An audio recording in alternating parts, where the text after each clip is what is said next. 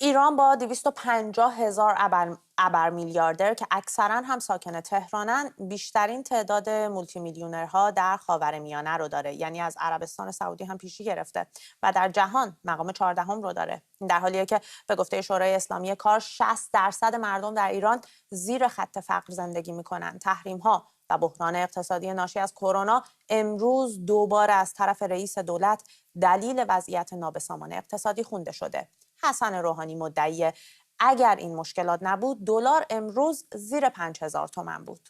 اگر در این 3 سال و نیم جنگ اقتصادی نبود و کرونا نبود، امروز شرایط اقتصادی ما چی بود؟ خیلی مهمه که مردم بدونن اگر این دو عامل ما برداریم، 2 ویروسه، این 2 ویروس رو بکشیم بیرون، یه ویروس کروناست، یه ویروس ترامپه. این 2 ویروس رو بزنیم کنار و آثار این 2 ویروس، اون وقت نگاه کنیم به اقتصاد ایران و محاسبه بکنیم که ما الان کجا بودیم. این 2 ویروسی که رئیس جمهوری به عنوان علت اصلی معضلات اقتصادی ازش نام میبره، اما باعث کاهش تعداد و ثروت ابرمیلیاردرهای ایران نشده.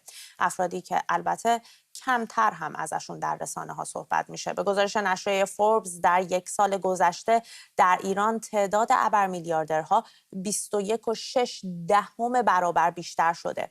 ثروتشون هم بیش از 24% رشد کرده.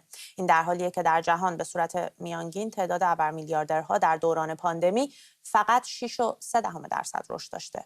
به نوشته فوربس، یکی از راه‌های کسب درآمد ثروتمندان ایرانی بازار پرتلاطم بورس بوده، چون قطع دسترسی ایرانیان به سرمایه‌های بین‌المللی باعث شد ابرثروتمندان پولهاشون رو در بازار سهام سرمایه گذاری کنن و نوسانات زیاد این بازار هم ثروتشون رو بیشتر کرد. دولت و حکومت هم از طرق مختلف سعی کردن به رشد نامعقول این بازار و ثروتمندتر شدن این افراد کمک کنن تا با این ترفند این سرمایه گذاران پولهاشون رو در بورس و در ایران نگه دارن.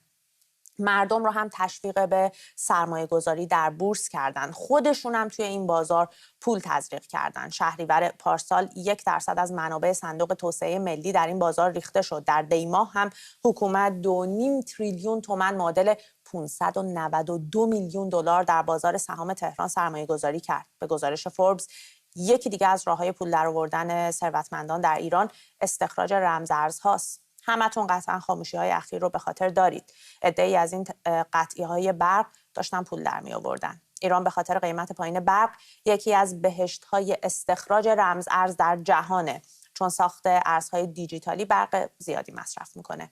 یک فرد که خواسته نامش فاش نشه در مصاحبه با نشریه فوربس گفته استخراج رمز ارزها به طرز دیوانه‌واری پولسازه. این فرد گفته خیلی ها از این راه میلیاردر شدن. خودم از استخراج بیت کوین بیشتر پول درآوردم تا از وکالت. افرادی که به گفته این شخص ناشناس به خاطر ارزش پایین ریال میلیون ها دلارهاشون رو هم در ایران نگه میدارن، چون اینطوری سرمایه‌شون بیشتره.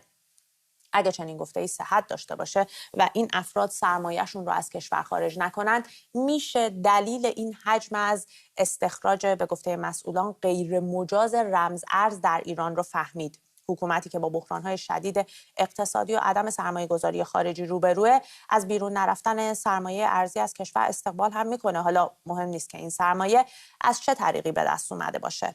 شکاف طبقاتی در کشور روز به روز داره بیشتر میشه. مسئولین هم به جای اینکه فساد، سوء مدیریت و رانت و پارتی بازی رو یکی از علل‌های اصلی مشکلات معیشتی عنوان کنن، فقط از فشار تحریم ها حرف میزنن. البته توی 1 سال گذشته کرونا هم شده بهانه جدیدی. هیچ کسی اما از 250,000 نفری که از همه چیز سود میبرن حرفی نمیزنه. افرادی که تحریم، از بین رفتن تحریم، بازار پرتلاطم بورس و ارز، بازار بسته اقتصاد و حتی پاندمی هم راهی میشه برای پول درآوردن بیشترشون.